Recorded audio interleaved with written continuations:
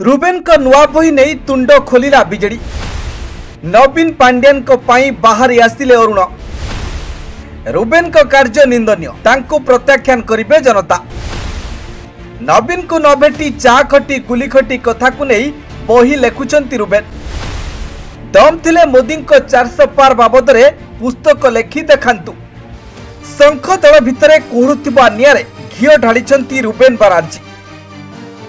नवीन पांड्यान और पराजयर गुमर फिटाई शंखपति को हरण घणारे पकाई वरिष्ठ सांबादिक तथा लेखक।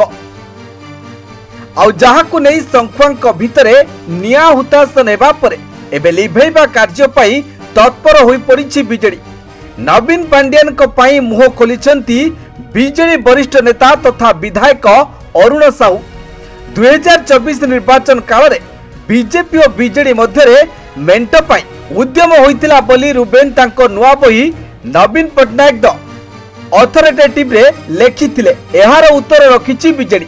बीजेडी रो वरिष्ठ नेता अरुण साहू रुबेन को बही केवल तांको कल्पना और कल्पना प्रसूत उपन्यास बोली कहिसेंती। सोमवार दिन सांबादिकों को प्रतिक्रिया दे से कहिसेंती रुबेन गत अनेक वर्ष धरी नवीन पट्टनायक को भेटी नांती कि केबे नवीन को सहित कथा भी होई नांती। कथा नई न भेटी रुबेन केवल निज कल्पना आधार रे गोटे उपन्यास लिखिचंती। नवीन विरोधी द्वारा से प्रभावित होई एपरी पुस्तक लिखिचंती। बीजेडी रुबेन को बही को प्रत्याख्यान करुछि।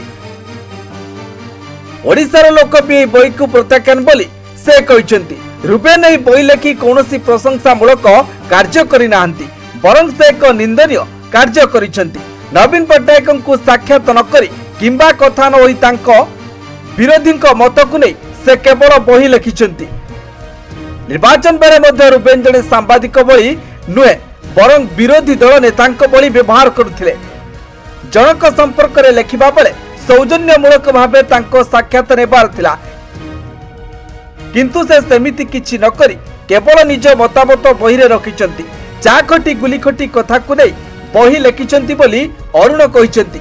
या सहित से रुबेन बाराजी को ओडिशावासी को एही बही पई क्षमा मागिबा पई कहिचंती। रुबेन को समालोचना करबा को जाई अरुण कहिचंती जे रुबेन कर ससा सिले से बीजेपी रो 400 पार स्लोगान उपरे बही लेखंतु। रुबेन बीजेपी विरुद्ध रे पदुटिए लेखि परिबे नाही, तेणु तांको बही को केई ग्रहण करिबे नाही। रुबेन को अंडीरी पुओ उद्धव बोली कहिचंती Arun. Bureau report news 95 Odia.